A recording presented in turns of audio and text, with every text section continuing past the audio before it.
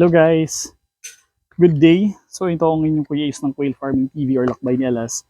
So for today's video, ito nga yung update natin dito sa ating quail cage.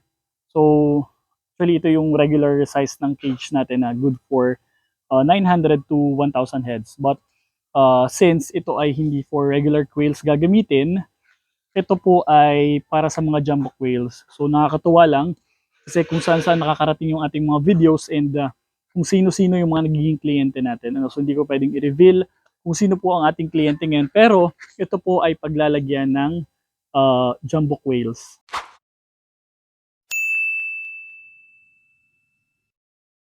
No, as per checking, as per my uh, uh, observation in the, yun nga, pag-check ko, talagang iba pala yung sukat nung uh, itong ating jumbo quails. So, 3 times the size nung regular quails. Tumitimbang sila ng like more than 1/4 a kilo. Ano? Yung yung laki nung jumbo quails. So, etong sukat kung hindi ko lang kita sa video, ito kasing sukat ng ating regular na patukaan, butas dito is 1 inch lang.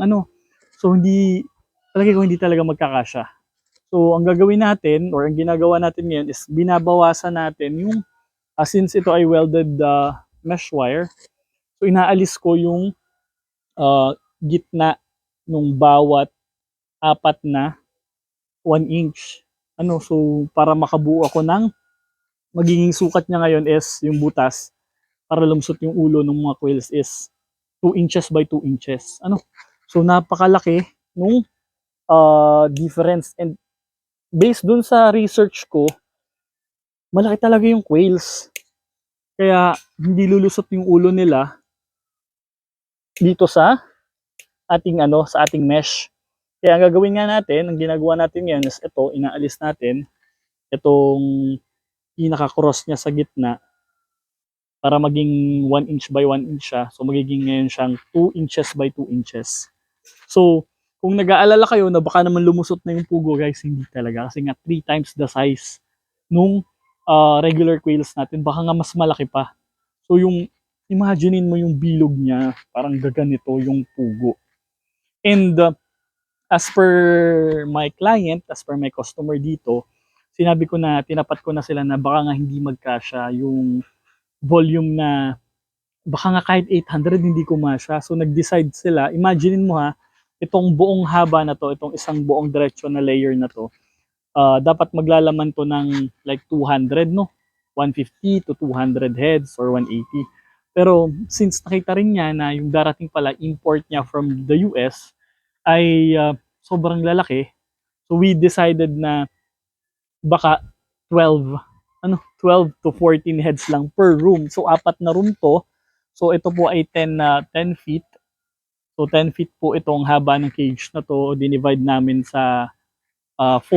So meron siyang room na tig to 2.5 feet. And ang specific request na kasi talaga dito sa kulungan na ito is for easy access nga ng mga pugo is maglagay daw ng pinto. Ayan. So meron tayong pinto na nilagay, and it's separated po, sabi ko nga sa inyo, per room, kwarto-kwarto po ito. So itong haba na ito is may 4 na kwarto, so technically 4 din po yung pinto. So meron siyang division dito para hiwa-hiwalay talaga yung mga pugo. And ang kanya pong purpose dito ay hindi po for laying. Though, syempre mangingitog yung pugo, pero ang purpose po talaga niya is for breeding the Jumbo Coturnix, kung hindi ako nagkakamali, Jumbo Coturnix quail.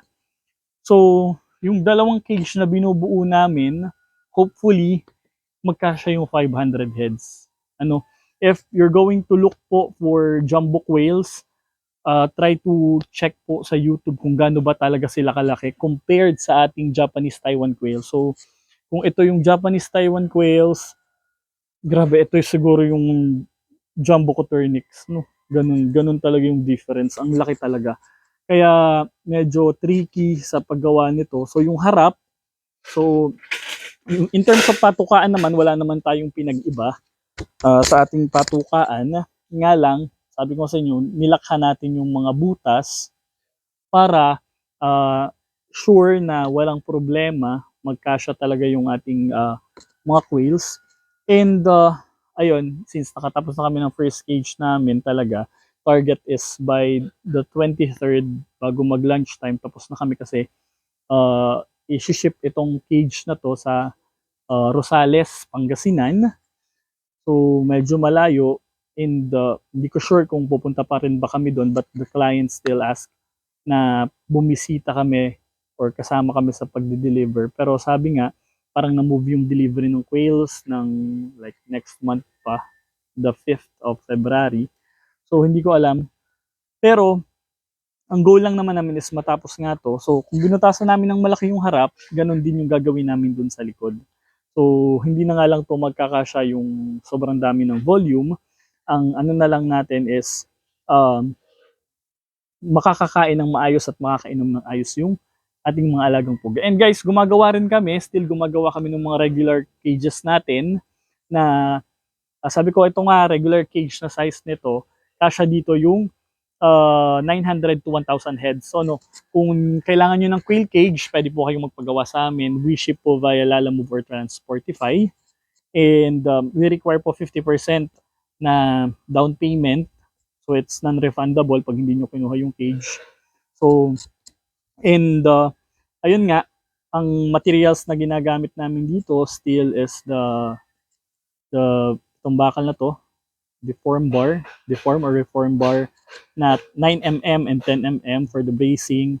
And then yung sahig niya na to is screen mesh na half inch yung butas, and then yung harap and likod sa regular cage natin is yung 1 inch 1 inch na butas. So sure balls naman na lulusot yung ulo nila kapag ang ilalagay natin is yung regular nating quails. And then sa patukaan natin, ayan, kapag umpisa na si Kuya Buboy natin, nakagawa na siya ng isa.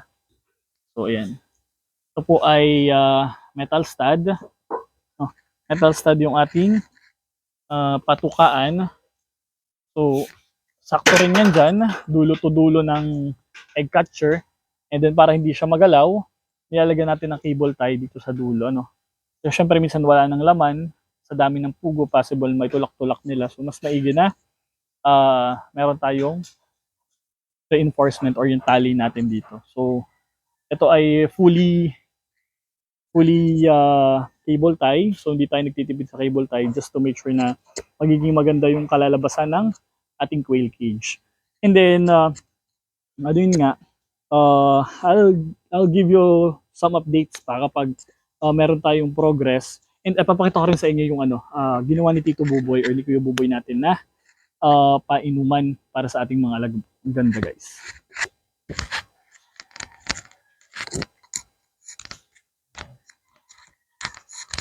So ito ang ating painuman, 4 inches 4 inches yung PVC na ginamit. Wait, ayusin natin. Yan. Ito. So ito ay 4 inches na PVC.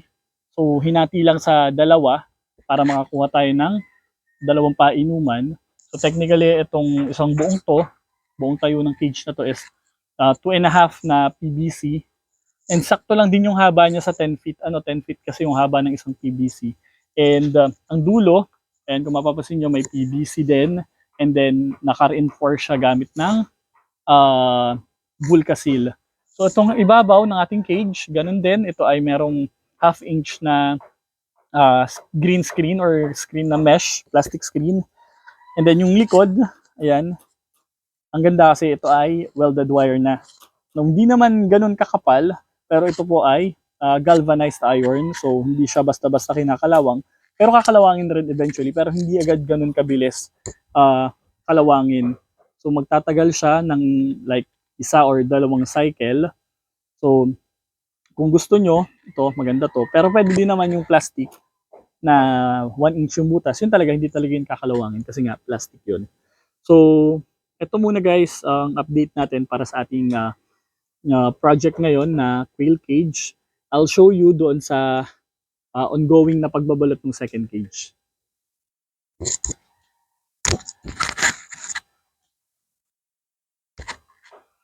Ayan. So ito yung framing natin para sa ating second cage. And tuloy-tuloy si Kuya Daniel natin sa pagbabalot nung mga quail cage. Ayan. Hello daw sabi ni Kuya Daniel. So ito, so nabalutan na, hindi pa lang tapos yung harap. And then ito yung ating working area ngayon So ito yung ating pinakababa. Dito nagayat si Kuya Buboy ng ating ng ating mga PVC.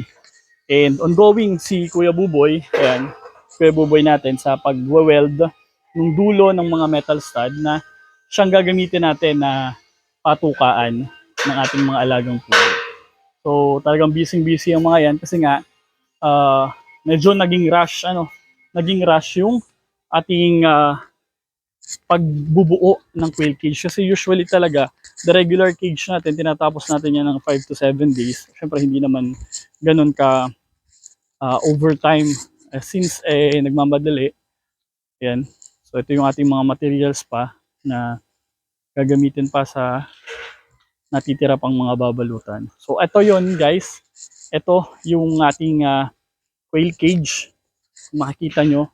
Ito yung gantong-ganto rin naman yung sukat ng sukat ng ating regular cage na 10 feet by 2 feet, hindi kasama yung kanyang sahod ng itlog or yung egg catcher niya. So ayan, napakaganda guys. Napakaganda, hindi naman sa iniyayabong ko sa inyo pero napaka-quality naman ng pagkakagawa namin. Napakalinis. Ayan. So hindi kami gumagamit ng mga materials na basta-basta lang. So magaganda talaga yung quality ng bakal namin. And then pinturado to. Bago namin balutan, pinipinturahan namin talaga yan. Just to make sure na hindi agad kakalawangin. So eventually kakalawangin rin naman yung cages. Pero sabi ko nga sa inyo, mas maganda yung may pintura. So ayan, halos natapos na ni Kuya Buboy natin yung pagbuo niya sa mga painuman dito sa first cage. Kasi nga, ang target nga is 23, dapat ma-deliver namin ito. So ayan yung napakaganda, napaka-quality nung pagkakabuo. Yun nga lang, medyo magkaiba yung kulay ng screen na nabili natin. So medyo rush, hindi na tayo nakahanap ng ibang supplier. Kaya medyo parang blue-green yung isa and then yung isa the regular green. So ayun, yung sinasabi ko na inaalis natin. Ayan. So binabawasan natin siya. Ito yung inaalis natin. Technically 1 inch kasi yung butas niyan kada isa. Since malaki yung pugo, baka hindi magkasya yung ulo dito. Ayan, baka hindi magkasya. So gagawin natin siyang 2 inches. Ayan yung tingin kong mas magandang gawin para makasigurado na hindi magiging problema ng mga pugo ang kanilang pagkain at ang kanilang pag-inom. Aalisin lang ito. Ayan. Iniipon ko siya kasi baka matusok kung sino man ang dadaan. So gagawin ko to sa lahat ng harapan ng bawat layer and gagawin ko to sa lahat ng likuran ng bawat layer. Medyo matrabaho siya pero yan yung kailangan. Baka naman guys sabihin nyo na may kulang pa. Meron talaga. Wala pa dito yung sahod natin sa ipot.